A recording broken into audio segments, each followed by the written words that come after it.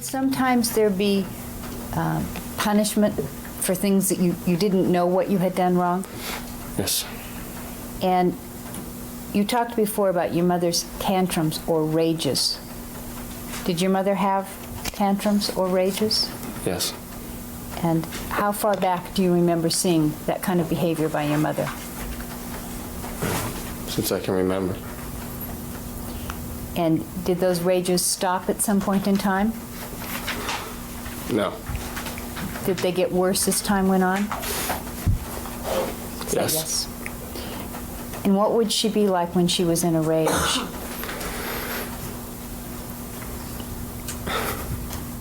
Like she's trying to hold back and is not able.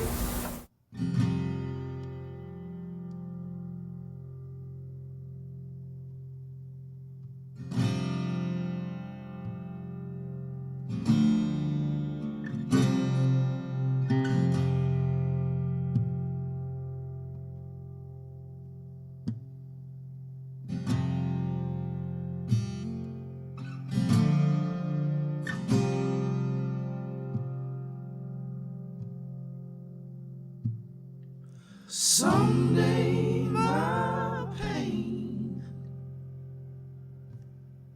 someday my pain will mock you, harness your blame, harness your blame, walk through.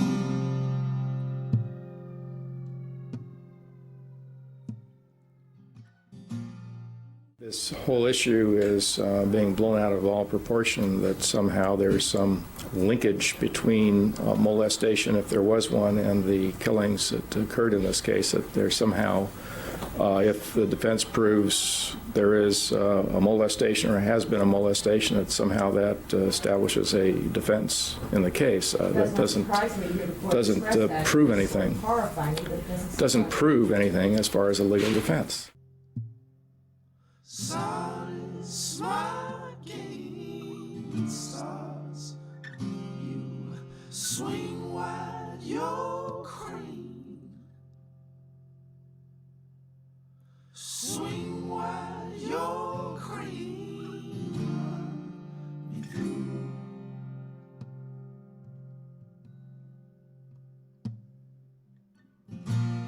And the story's all over you.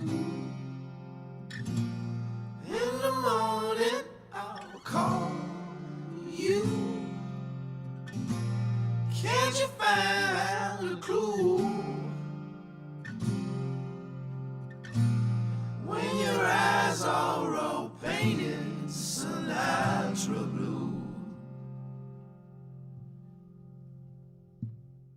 Well, it certainly proves that when our clients testify that it was the threat to expose this molestation that brought about the death threats from their parents that maybe they'll be believed. I'm not talking about that aspect of it. I'm talking about whether or not, in fact, there was a molestation. That doesn't constitute a legal defense. Well, we don't say that it does, Your Honor, that the mere fact that there was a molestation constitutes a legal defense. We have never said that. We have never said that because you're abused, you're justified in killing your abuser. We didn't argue that, and we never will. But we will show that with the effects of molestation are on children, and it is a critical sub-issue in this case that our clients, when they testify that their sexual exploitation, are believed.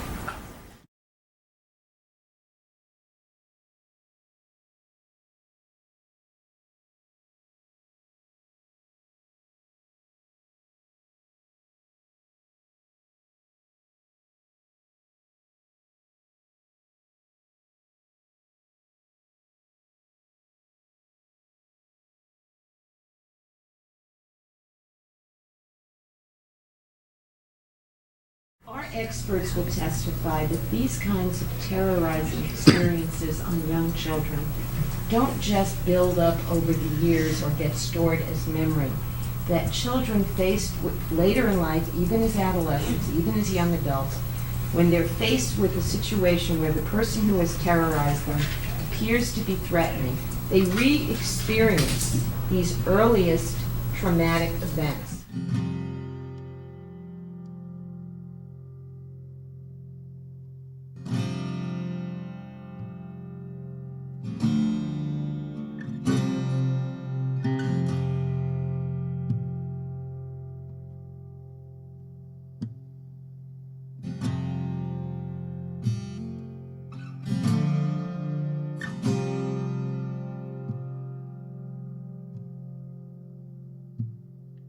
Someday my pain, someday my pain will mock you. Don't get us wrong, I think it's very obvious that Erik Menendez adores his brother and idolizes him and feels very guilty that through his going to Lyle for help, they've both been in jail for 3.5 years and maybe in jail the rest of their lives. And I think he feels a great deal of guilt about that he expressed here, and he certainly expressed it in the tape recording that you heard, and he certainly expressed it to Dr. Vickery, and it's real. This was the idolized big brother, and I think something else that you may have seen. When Lyle was testifying about his life, Erik was hysterical. At the council table, and it got real bad there at one point where we asked for a recess. When Erik was listening to Lyle talk about Lyle's suffering and Lyle's pain and Lyle's fear, Erik became completely hysterical. When Erik got on the witness stand and talked about his own, he didn't. And there seems to be a very special bond there where Erik cares in some way, I think, more for Lyle than he does for himself, which would, of course, be the family tradition.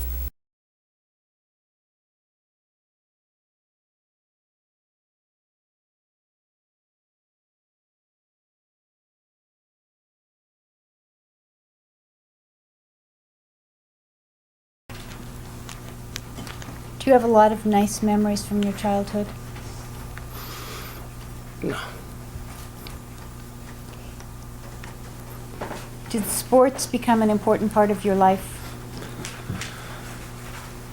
Well, they were everything to my dad, and that was my whole life.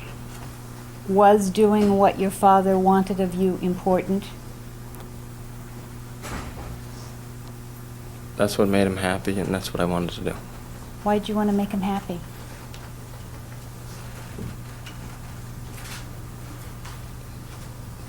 So he would love me. How old were you when you started swimming?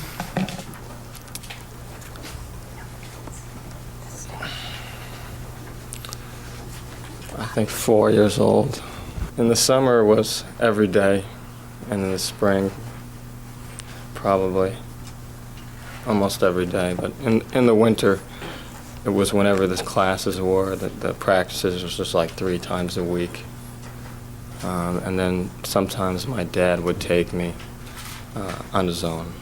But with my dad, it was very, it was one-on-one, and he'd stay in the pool with me and swim next to me, and sometimes we would play, or it would just be him and I for, usually they gave you an hour. It was like hour free time swimming, and I would take that time to train with my dad. So, sometimes it was good. And sometimes it was bad? And what was it like when it was bad? Well, I didn't really like the swimming. And sometimes he was rough with the swimming. It was like they were just drills, and I would swim laps, and sometimes he would just yank me out of the water by my hair, and he would shake you, and he took it very, very seriously. He had all kinds of different methods, and how to expand your lungs, and how long I should be able to hold my breath. And we practiced him holding me under the water, how long I could take it. We would go under, and I would fight him to get air, and then he would give me air. What do you mean you would fight him to get air? I would just push away from him, or pinch him, or do whatever I could, hit him underwater. That's what he wanted me to do. He wanted me to fight to get air so that I could go beyond what I would normally just take if he said stay underwater as long as you could. And I didn't like the water. It was always very cold, and it was, for some reason, I didn't like it. How would you feel when you finally got up to the surface? Just relieved to get air. I would be crying. This would be very rough, like I said, and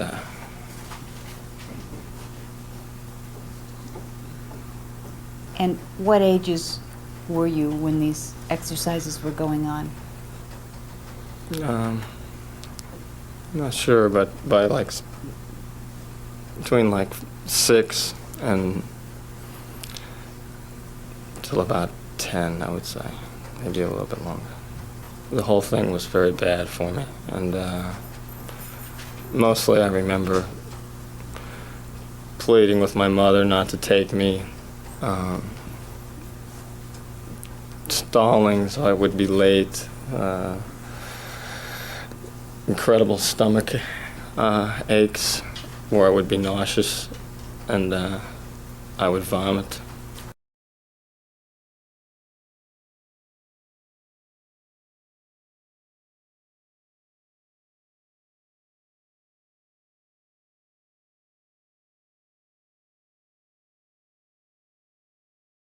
I was pretty crazed about the swimming. It made me so nauseous and nervous. The drilling, the intensity, the underwater stuff was very hard for me. I remember purposely swimming into the wall in practice so that I would be injured, so that the coach would say, okay, you can sit in the locker room and miss the afternoon sessions.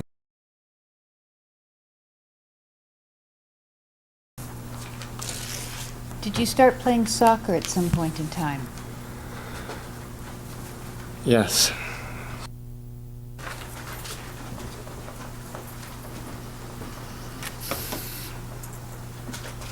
How long did you play soccer? Until I was in my 11 years old, between almost 12. No, my dad was there whenever I played soccer. In practices, he would be very involved, and the coaches would allow that. Pretty much it would be like a private lesson with him, and then the team was playing also. He would be yelling things from the sidelines, and sometimes he would come out and grab me and take me off the field and talk to me and put me back in. Well, his father would come to most of the games, and his father did show up at some practices. Domineering, he was, he spoke with an accent, and the one thing I remember, he would always yell, "Lyle, get the ball, get the ball." It wasn't even conducive to the team because I would like the players to play in position and not to leave their position to go after the ball. And he didn't always understand this, but he had this repetitive term, "Lyle, get the ball, get the ball," and he would go up and down the sidelines. He expected his son to give everything he had and some. Right away when the whistle blew for the halftime, he would head right for Lyle. The team would come towards me. He would head for Lyle often with a towel, dry him off. He actually, this is a little crude to say, but he actually treated Lyle almost like he was a thoroughbred racehorse, the way he would towel him down at halftime and after the game. Often the players and the families would stay around, mill around for half an hour after the game, 45 minutes. But the Menendez family was out of there as quickly as possible. Did he mix with the other boys socially that were on the team? Not really. Was he pretty much a loner? The word probably described him well then. As good as he played on the field, he wasn't always a member of the team because of his other priorities. He was usually in and out very quickly. The other boys liked him, but he didn't reciprocate towards them. He stuck to himself very often. Did you get to be friends with the other kids on the team? No, not really. I just didn't spend any time with him, and my dad didn't want that. Why not? It's just part of his philosophy. If I started becoming friendly with these other players, I wouldn't be competitive. If your team lost, would they all get together and go to the pizza parlor afterwards, even though they lost? They would. Did you get to go? No. He was very belittling of the coach for allowing and the players to be going to pizza parlors to hang out after a loss. And he believed all through sports that the people that win are the ones that hate losing. You know, I had to look, and would purposely look, pretty devastated after matches. Pretty similar to that picture, then my dad would be satisfied, because he would be very angry. I was the most important thing in his life, and what I did was serious. Was your brother as important to him as you were? No. My brother was unimportant. And that was really all he cared about. And to some degree, I felt that was similar feelings from my grandparents and everybody around, that the focus seemed to be on me. So you got a lot more attention than your brother, is that right? I had his complete attention, and I don't think my brother, I didn't even think about my brother really didn't even exist for me until later in life. I don't think either of us thought about Erik too much. So he was just ignored? Just didn't seem to be very concerned with what was happening with Erik. He might, if he was in a bad mood, he might slap Erik or push Erik away. If he was in a good mood, he might hang out with Erik. But it was different. Like, I had to be doing something. I was achieving something. How many hours a day were you playing tennis? At 13? Yes.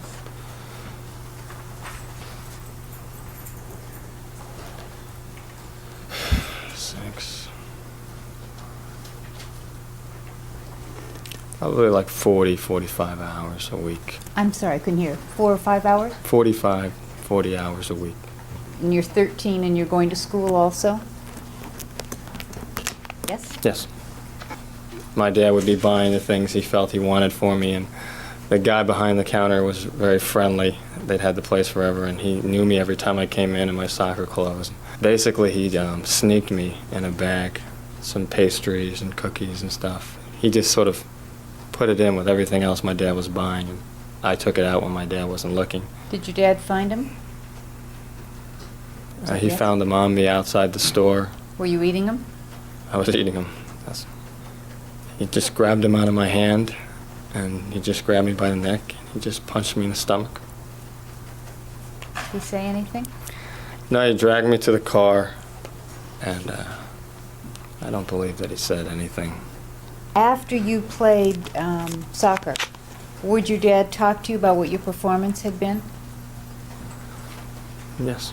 And was it supportive, like you did a great thing today, or I'm really proud of you, or what would be the tone of those conversations? No, he didn't believe in that. We worked on different aspects of the game. We would just focus on the other things that I should have done better. He just didn't believe in praise. He just felt that, you just have to keep going to the next level of play so we could get to where we wanted to go. That wasn't going to happen with wasting time, patting ourselves on the back, and, just losing our focus on what we had as a goal. Did you feel like there was a lot of pressure to live up to your dad's expectations? There's tremendous pressure. Did you think you could ever meet his expectations? No. And I don't think he felt I could either. And how old were you when you started playing tennis? I started late, but I started about 6. My dad wanted me to use a full-size racket. And we would wrap the grip up a little bit higher, and I would hold the racket choked so that I could hold it With 2 hands? with 2 hands on both sides. Were you too small to hold it with 1 hand? Yes. And when you were playing in tournaments, was your father there? Yes, or he would fly in, and a lot of times I remember I would start the first couple points, and then I'd see my dad show up in a business suit, having just arrived. Would you be glad to see him?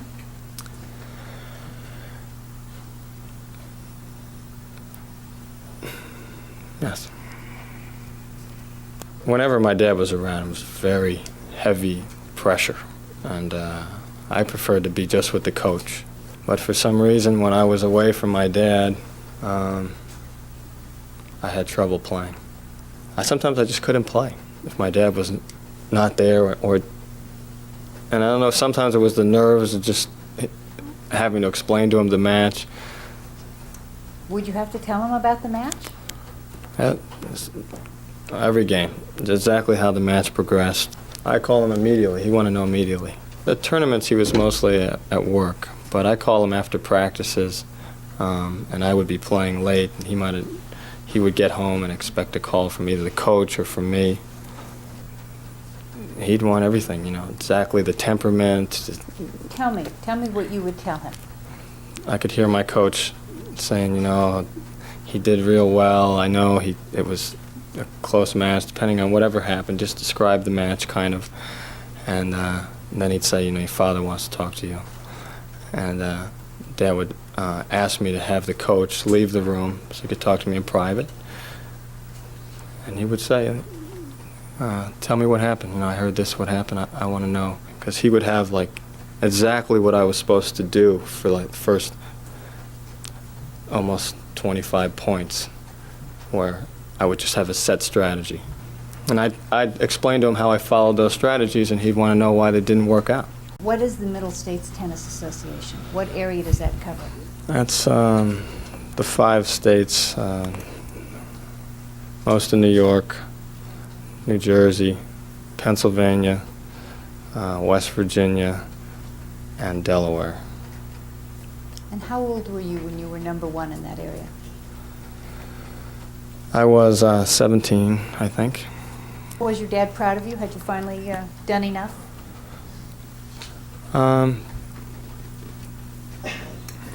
He was proud of me, but by the time I could get to be number 1, we were thinking nationally, and nationally I was not where he wanted me to be. So we didn't really worry about the 5 states thing. So this wasn't a great moment for you then? Making a number 1 ranking in the Middle States Tennis Association was not that important?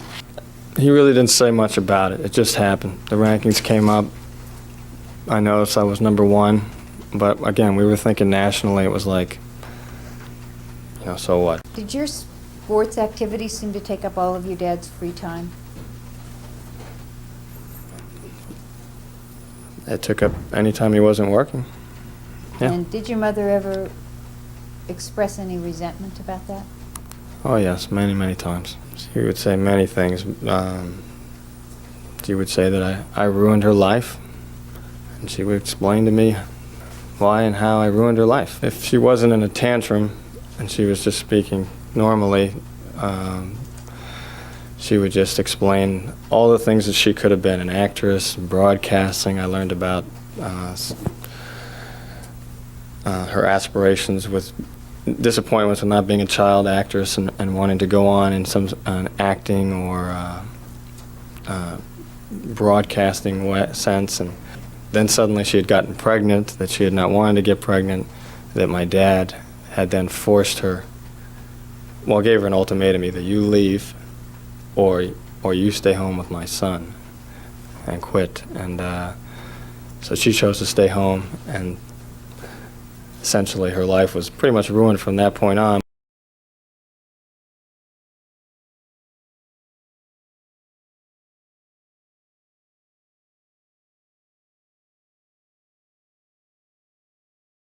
How much money was being spent on my tennis, all my dad's time on my tennis, who cares? Then there would be other times when she was in a tantrum. Then it would just come out very, in a rage. She would be throwing things and screaming and flailing and wanting and trying to hit you and saying that you're a bastard. And she cursed a lot. That wait till your dad gets home, I'll tell him the things that you didn't do today, and I wish you were never born, and why can't you be like your brother, and what's the matter with you? And then I would try to say something. She would say, shut up, I don't want to hear it, you're stupid, I hate you. How old were you when you heard things like, I wish you were never born? You're stupid, I hate you. How old were you when you heard things like, I wish you were never born?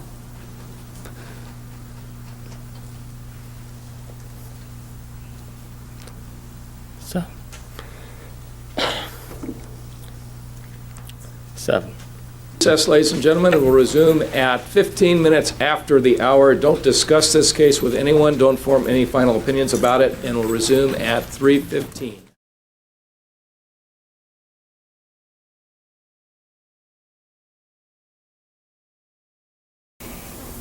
Were there also talks that took place in the basement? Yes.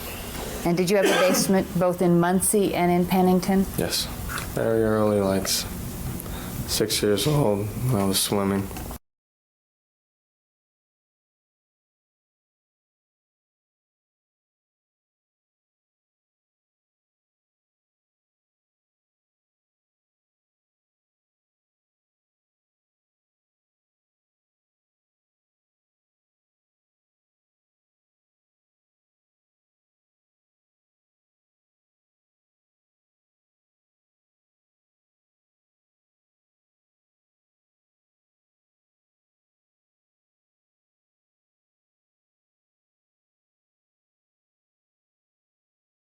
How close would you sit? I would sit kind of hunched over, and my knees would be in between his knees, and he would be hunched over too, and our heads would be touching,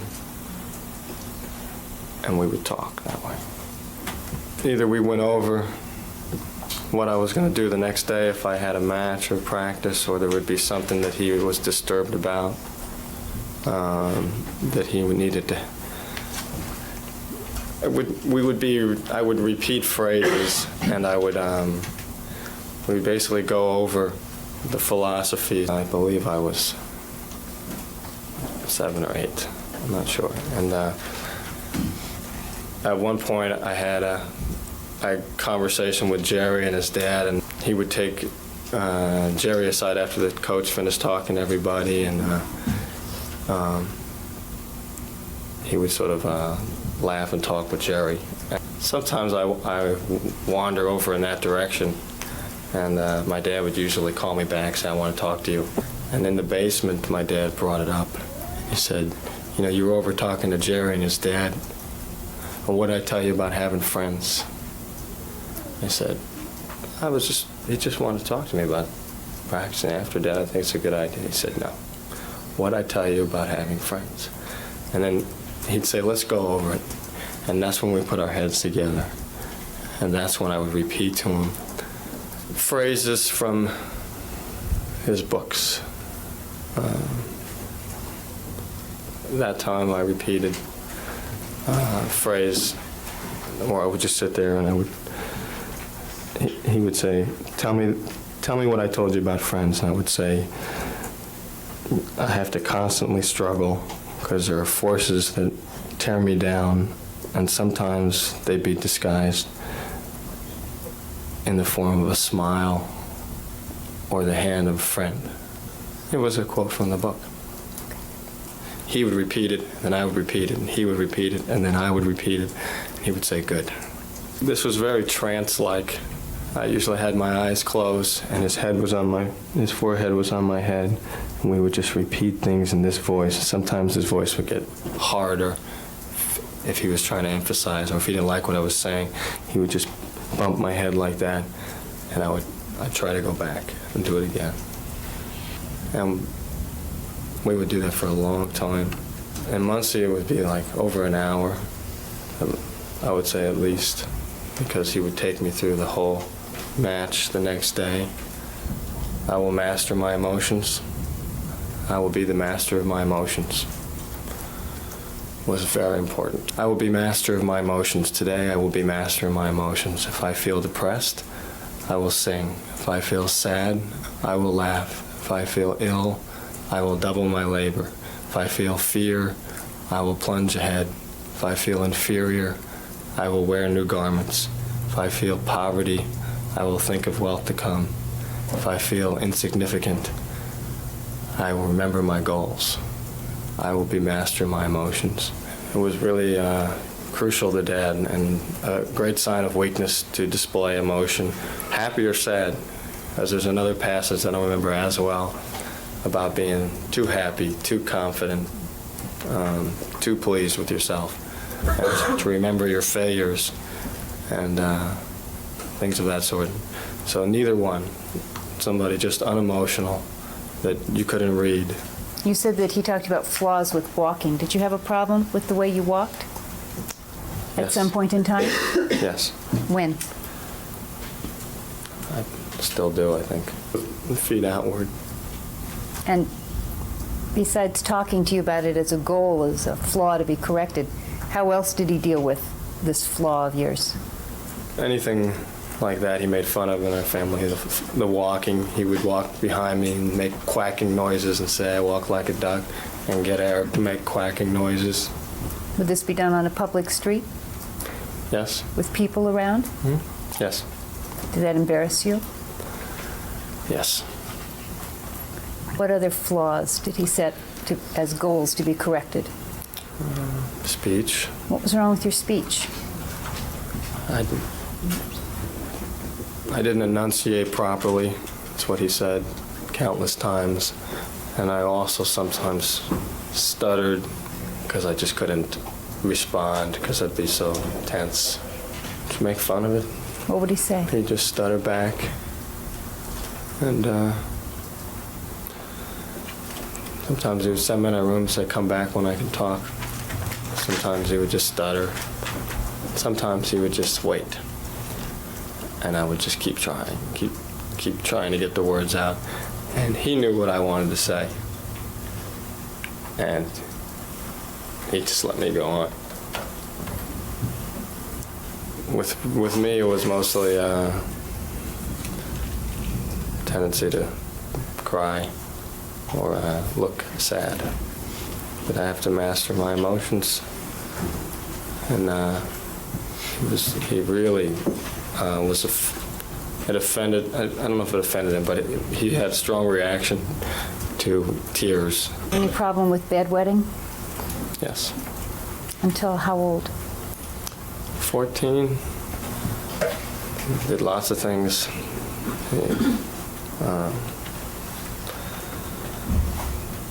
Just made fun of me. What would he say? Say you're a sissy like your brother. He'd just be totally disgusted. Didn't want to talk to me.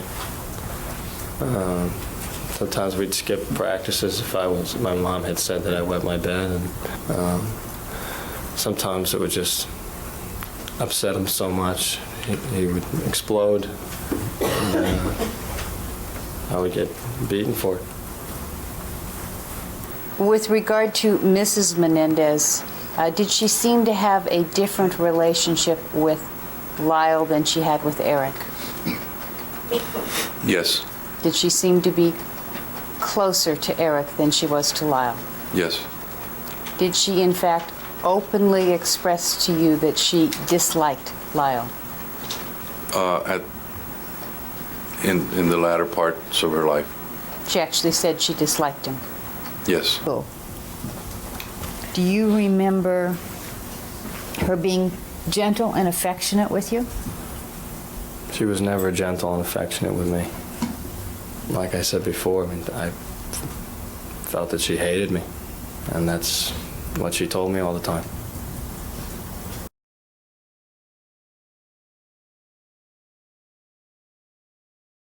I was in the airport with my little brother.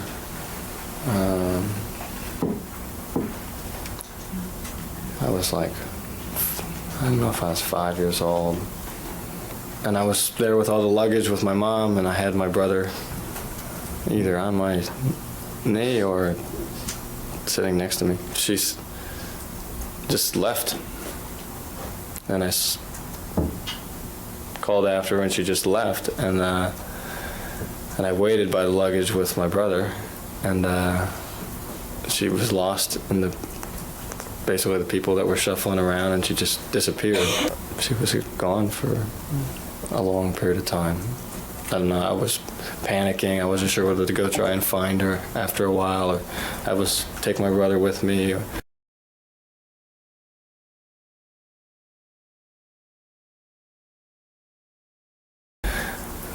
And I just decided that if I left the luggage my dad would find out, so I just stayed there. And seemed like an amazing amount of time later, she came back. You know, my brother was crying, and I didn't want to say anything, so I just didn't say anything.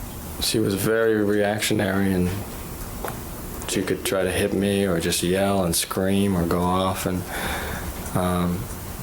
I really never volunteered something like that. Yeah, I went to shopping malls with her all the time. She would leave, and my brother and I, sometimes we would just stay in the car. I remember being in the car while she shopped for hours. What age? Till I was about 10 years old, 11 years old. We went in between the cars. And then a lot of times she would bring me in, and then she would get lost. We would be following her around, and she would be walking quickly, and she would just leave a store and go into another store. And I would try to keep track of her and play with my brother. These were big malls, and I rarely could find her. I would look, and then I would go back to the same store and hope she would come back. The storekeeper would ask a suspicious question, "Where's your mother?" Because I was only like, I was under 10 years old, and I would not have an answer. They would come pick me up. This happened at lots of different malls. They would come pick me up, and we would just wait there. When you say we, is this you and your brother? My brother and I. I would say my name, and they would page my mother. And always, she would wait until she was done, and then she would pick me up on the way out. Anywhere from an hour to, she would shop for a few hours. And I would know we were going to be there for a long time. I was very scared of her making fun of me, and, I just wish that my mother had come back sooner. How many times do you think that happened? It happened a lot of times, but I don't really know how many times. But More than 5? Much more than 5. More than 10? More than 10.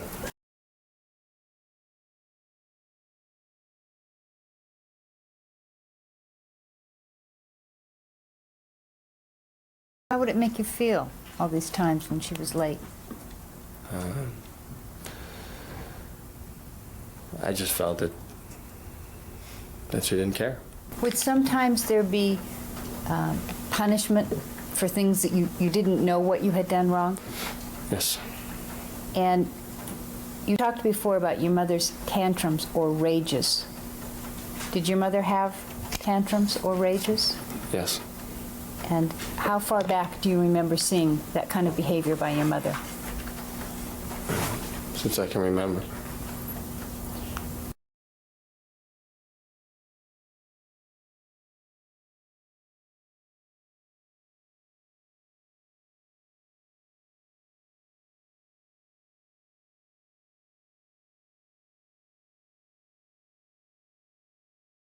No.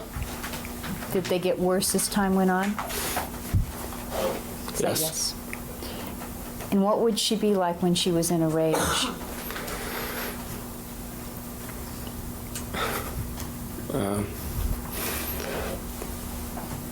She would just be completely out of control, screaming, grabbing things off counters and shelves and breaking them, throwing things around the house. Sometimes come after you, sometimes run away. Just a complete explosion. Just completely tense and You just think, ready to, explosion is the only word I can think, just ready to really, like she's trying to hold back and is not able. Yeah, she would use her fists against you, and her veins would bulge out and her face would clench. You've heard people describe your mother when she was irrational and out of control, have you not? Mm-hmm. And they describe this grimace and the fists and that whole thing. Yeah, she used to clench her fists and her whole face would turn red. You've seen it.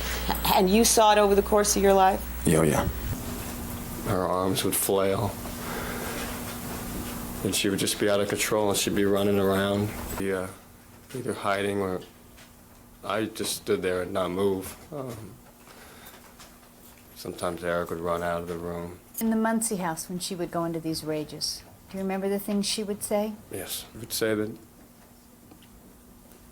you're a bastard, you ruined her life, you're ungrateful. How can you use that tone of voice with me and clean up after you all day? Wait till your dad gets home. I'm going to tell him how lazy you've been today. You're a terrible boy. Would she use that tone of voice? No. Would she speak louder than that? She'd speak louder, and my mother cursed a lot. It was terrifying, and it was confusing. Uh-huh.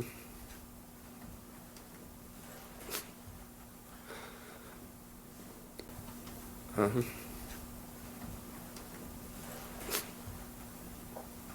You just didn't know why. You'd just explode constantly. And you'd just be walking around the house like this because my mother could go off like that and you could be hurt. She could throw things at you. Sometimes she'd grab me when I was little and hold me on the ground in awkward positions.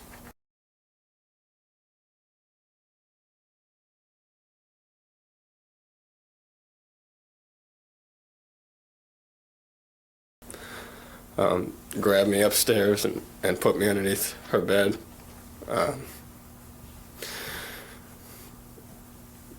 You just never knew what was going to happen, so you were just scared and you were just tense. Would this be a punishment? I don't know if you use the word punishment. These were just, she did these things on a regular basis when she exploded, and one of them was putting me under the bed. Till before my dad came home. No, I'd be under there for all afternoon, early evening. What was it like underneath the bed? It was claustrophobic. It was only about this high, and I just had enough room to get under. You couldn't turn over. And the ferret went to the bathroom all under there, so the whole area was never cleaned. It was like a urine smell. And it was terrible, and that's why she put me there. This happened often. What about the dinner table? You heard your brother describe what he was put through at the dinner table. Do you recall that? Yes. And did that sound right to you? Is that what you recall happening at the dinner table to your brother?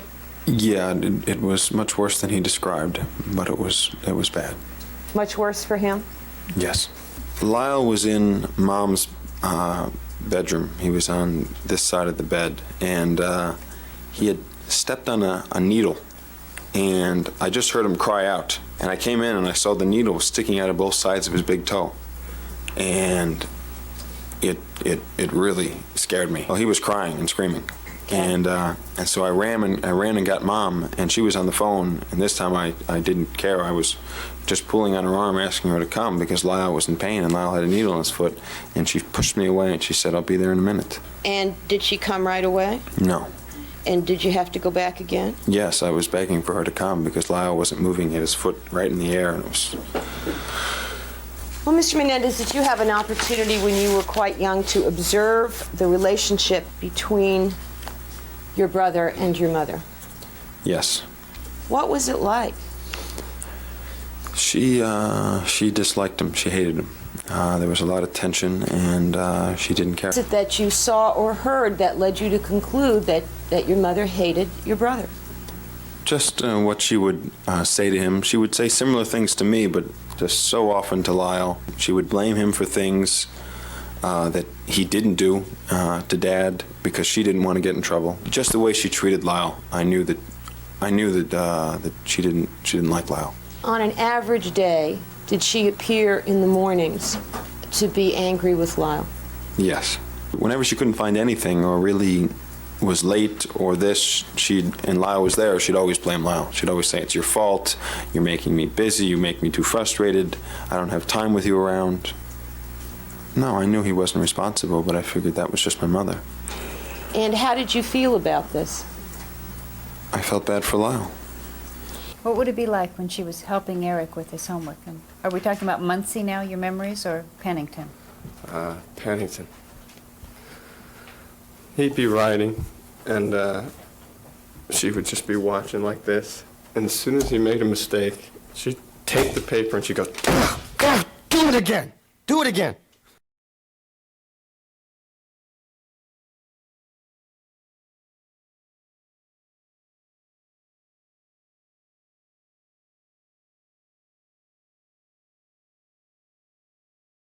She would wait like about 10 seconds, and she'd grab the thing again, and she'd just crumple it up, and she'd slam it down again, and then she'd just start hitting him. And just on the back of the head and his back, and he was supposed to keep writing. And I remember one time my dad walked in, and I don't think he had any idea sometimes that these things were going on in the house, because he was in shock. And my brother looked at him and he was crying, and I told him later that, "You gotta do something for my mom."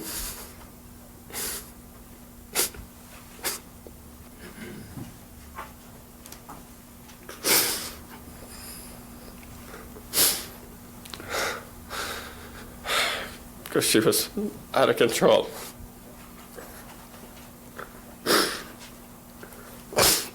He said to just avoid her, and that she was not a rational person. Just avoid her.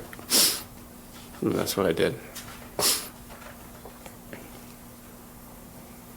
She walked around with a stopwatch, like the swimming stopwatches that we used to use and no longer did. And she would say, "Time's up." And then she would check all the answers and see how many he got right. And they would just go back and forth like this. This happened every day that he had school. How did you feel about what was happening to your brother when you would watch her working with him? I felt helpless, and like I wanted my dad to do something. Did your mom seem strange to you? She was very strange. There were times when she was, it seemed like she was just off in another world. She would not respond to you. She would just be like sprawled out on the floor, rearranging marbles, rubber bands, putting cards together, taking them out, making them into different stacks. There was a little drawer off the kitchen that she had all these things in. Sometimes she would be playing with dirt in the... It was like she was repotting the plants again and again. She was just gone. She wasn't there. It got very, very bad in Pennington. There were a lot of other... it wasn't just that type of state. She would be in different kinds also, but it would get worse. And then in Calabasas, it seemed to me to be even worse. And I wasn't there as much, and my brother was calling me, telling me what was going on. Did your mother ever do anything violent to you in these rages? Yes. Just beating me with her hands and kicking me on the ground. Dragging me by the hair down to my room, which my dad did sometimes that way also, and I would just defend myself until she left. And then in Pennington, she'd throw things at you. One time, she chased me around the house with one of the kitchen knives, and didn't actually get me, but I would be in my room for all day, and then, which was part of the problem because I was supposed to have a schedule, and if my mom punished me and put me in the room, then I couldn't keep the schedule. So my dad would come home and be furious. What did you do when you had to go to the bathroom? I went to the bathroom in the room, either out the window, and she gave me like a Tupperware. It was more like one of those hospital vomiting things. I kept it under the bed, and that's what I used if I need to go to bed. When they were sent to their room, what was it, you go to your room for 10 minutes, or is it a set period of time? Oh, no, there was never a short-term discipline as far as being locked in your room. There was always long-term, 1 hour minimum, day maximum. Did you have occasion to help them clean their room one time? Oh, yes, I'm a very meticulous person, so I would take it upon myself to try to educate that with them. Did they share a room? Yes, they did. I found a Tupperware container under the bed. And what was in the Tupperware container? Feces remnants. Was there a time where you upset your mother as she was preparing dinner and she cut herself? Yes. How old were you? 11. And I think I said her name, and she was doing something in the kitchen and she cut her hand, and she ran over and she pushed me against the glass and she rubbed her hand in my face. Did she get blood on you? Oh yeah, her hand was a mess and my face was a mess, and I ate dinner that way. Why did you eat dinner that way? Why didn't you wash it off? I went to wash it off. She said, no, just leave it, just eat. And I thought I was going to have to go to school like that, but by the end of the evening, she let me wash it off. Now, these things wouldn't happen if my dad was home.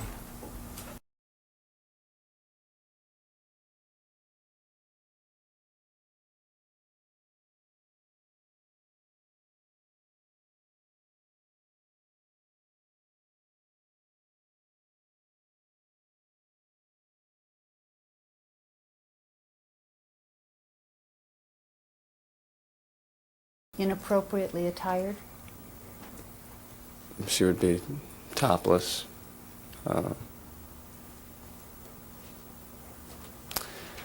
Usually just topless or like an open robe. And sometimes, with her clothes on. I was about 11. Did she help you with your baths? Yes. How would she help you with your baths? She would come in after I'd been in there a while. She would help wash my hair and wash me with a sponge. Same, 11 to like 11 to 13. She would wash me everywhere. She would wash your genitals? Yes. You slept in bed with your mom a lot, didn't you, even when you were little? Yes. And did you continue to sleep in her bed around this time when you're 11 and 12? Sometimes. Did you touch your mom? Yes. Would your dad be in bed? Sometimes. And where would you touch her?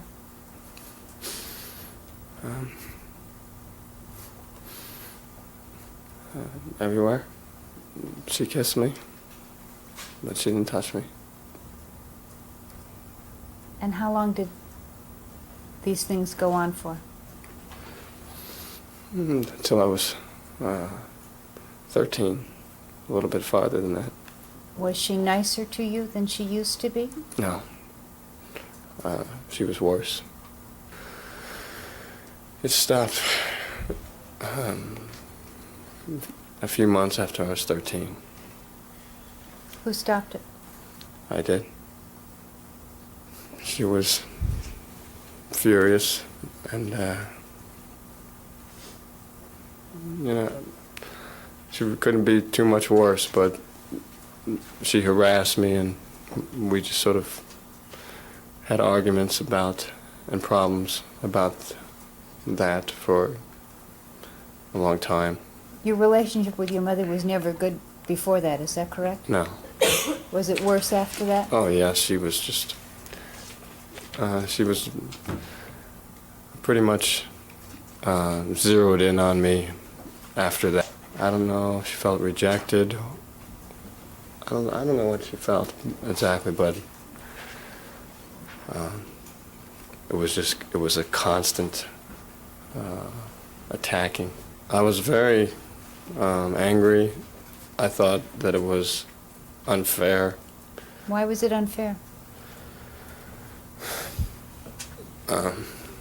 Because we were doing this and she was enjoying it, and I was hoping that things were going to get better for our whole relationship, and things might get better. And I took it to be love, and that's what I wanted.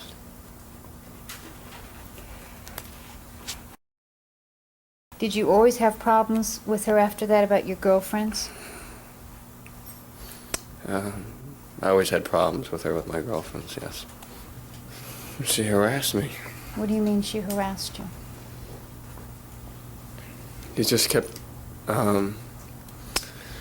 exposing herself, picking me up at the clubs with, in a robe, exposed, leaving her underwear around, calling me into the room when she knew that she was, changing. Sometimes she would be in a tantrum, and then she'd come over and she would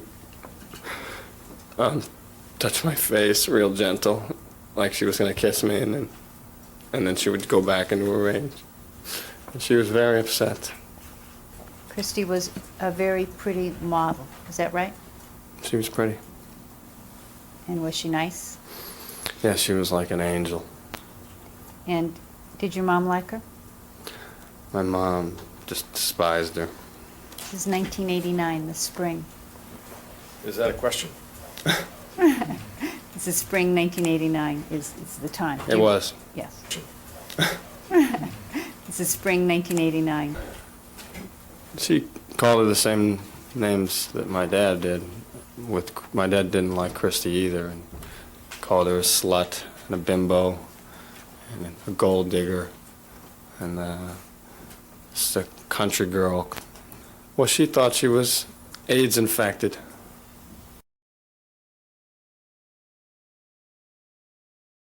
What was that based on? That she was a model. And so she wouldn't let me eat at the table. So I ate on paper plates. In this period of time, 1986 to 1989, did you speak with your brother regularly on the phone? Yes. And was it the same over this period of time, or did it change? I mean, did you always speak to him with the same degree of frequency from 1986 to 1989? Or? I spoke to him a lot in the fall of '86. And during the fall of '86, you said you spoke to him a lot. Is that correct? Right. Was there any particular reason why you were speaking to him more often then? Yes. Why was that? Because my mother was having problems. He was telling me that he was constantly hysterical at times, crying, very nervous, continually telling me about my mom's sometimes problems with my dad, mostly just her own rages and problems with alcohol.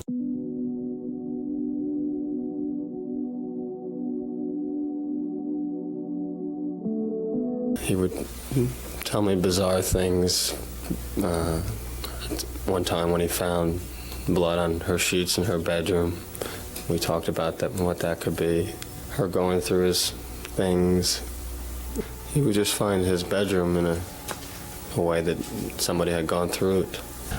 I felt extremely bad that I was far away and that I couldn't be there. And Why? Why did you feel badly you were far away and couldn't be there? Because it seemed like we had always been emotionally there for each other, and I seemed far away. At some point, did you get a call from your brother Eric that he'd found a particular letter that Yes. was upsetting to him? Yes. So this would have been fall of '86? Right. And what did your brother tell you? Did your brother read a letter to you? Yes. And was that letter written by your mother? Yes. Basically said that she had no other way out, that she couldn't handle the shame of a divorce from Dad. She was sorry that she had to take this way out, and that she was leaving. And she realized that Jose, my dad, never loved her, and got what he needed from Louise, and she couldn't give it to him, and she was tired of it, so she was checking out. Well, I thought it was clearly a suicide letter. She wasn't just leaving town, and my brother didn't realize that at first, and I felt I should tell him that's what I thought it was. Well, I told Eric that I would, to put the letter, he had just found it, and so I told him to just put it back where he found it on the coffee table thing with the books and pretend that he hadn't found it. I would talk to Mom, and we would try to lift her spirits and tell her that we would side with her in a divorce and let her realize that that's what she should do. Did she express appreciation for your concern? No, she was just extremely upset and accusatory that I was trying to break up her marriage. How could I suggest that she was unhappy? She said she never regretted a day of being married to my father. She said that she was taking, this was at my Aunt Terry's house, and she said that she was taking 13 pills a day, and she showed them to me. She told me that I had to start doing better and stop upsetting my dad so much because he was coming down on her, and the whole thing was causing her so much stress. She was having to take these pills. It was actually a nice conversation. What was nice about it? Well, she was, my mother never reached out to me, and she came to me and said, and she looked very, very sad, and wanted my help to help her not have to take these pills, basically. And I tried to tell her that, I thought things would be fine, and I knew there was because of Louise, and But she was saying it was because of you. right, but Why was that nice? because she was reaching out to me.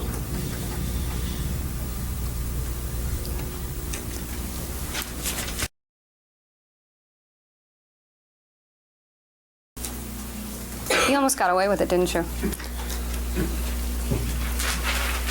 You characterize it that way, and you think it's funny. But my brother and my life was very miserable for 6 months before we got arrested, and obviously wasn't better after we got arrested, and isn't good now, and it never really has been great. You had a fairly unfortunate childhood. Would you agree with that? Yes. Okay. And that I think it's fair to say that your father was tyrannical, correct? Fair to say that. And your mother, from the picture that's been painted by your relatives and by you as well, was, I think it's fair to say, disturbed, correct? Yes. When your mother used to have these rages that you've talked about, and she would throw things, and, is that yes? Yes. Did that make you angry that she was doing that? No, my mom's rages didn't make me angry. They hurt me. They made me very confused, and I wanted to help her, and I was definitely the source of the rage, and I was trying to fix that somehow. When did she make these threats to poison herself and everybody else? In 1987, and then in Beverly Hills. How would that happen, that he would refuse to eat the food that was served? He would just suddenly, right before the meal was about to be served, tell Erik and I that we were going out to eat. And my mom would, the time I remember there, my mom would be furious. You know, obviously we ate at the house, but there were just some days when my dad felt she might do something based on the way she was acting that day or things they had said. So we would all leave. So how would you know when it was okay to eat the food? We would just rely on my dad. Had she ever expressed in front of your dad the fact that she hated you or you'd ruined her life? Had she ever said those things in front of your dad before? No. And was she saying them during this period of time? Frequently. And what would he do? He would do nothing. When she's saying these things to you, that she hates you and that you've ruined her life, how did you feel?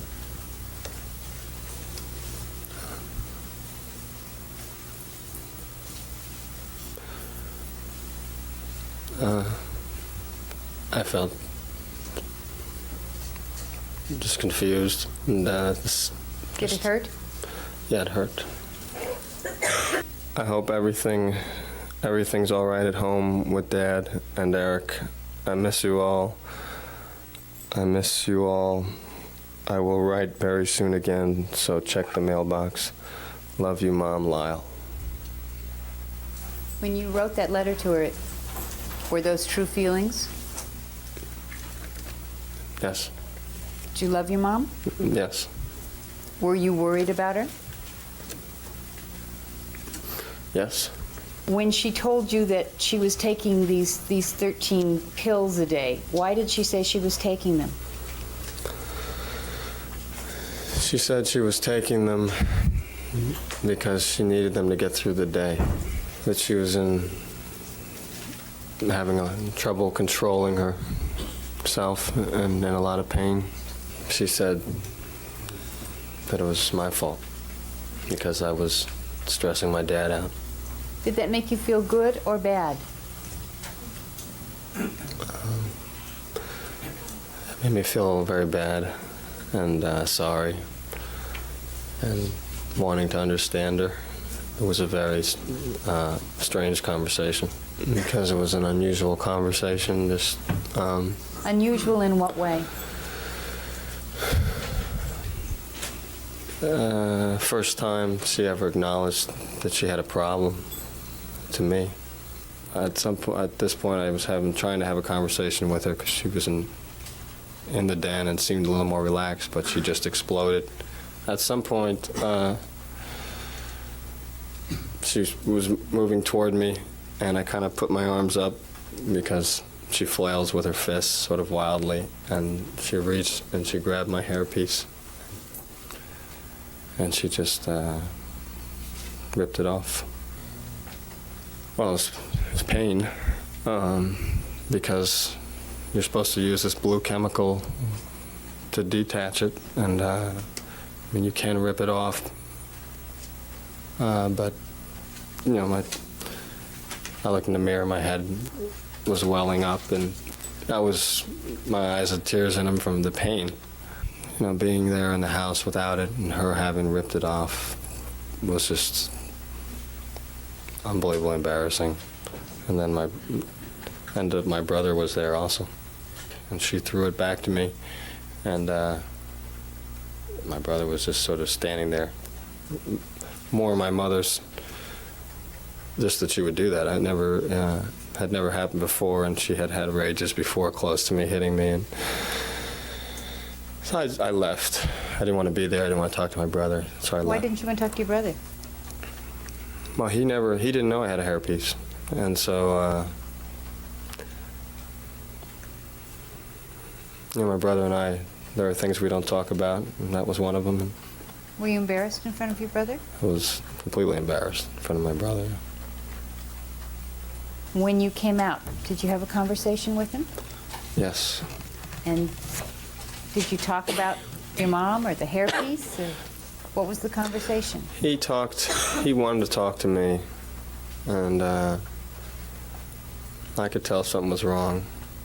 'Cause He was sitting on the sofa, real timid. His head was down, and I came in, he kind of looked up at me, and he looked down, and he said, "I want to talk to you." He was very sad about the fact that he said we weren't a family because there were so many secrets, and that basically saying that, you know, he had never known about my hairpiece, which I knew, and that he was sorry that happened, and that he wished he had known, and I didn't have to be embarrassed. And How did it make you feel when he was trying to comfort you this way? not good, embarrassed. And I was more the person, he mostly came to me, and when he had problems, and you know, like the gang thing or whatever it was, there were problems, he would come to me. He asked, you know, he went on about how we weren't a family and that I was the only person he had. And he asked me to remember back to the time when I confronted my dad about him. And, you know, I remembered. I said yes. You know, I asked him what was wrong, because he was really didn't want to. It was like, you know, he was basically shaking, and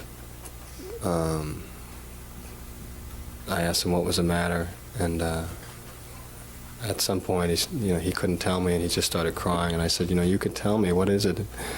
And he told me that those things with his dad were still going on, and I was just completely not believing. I said, what things? He said, you know what things? I said, how come you didn't tell me before?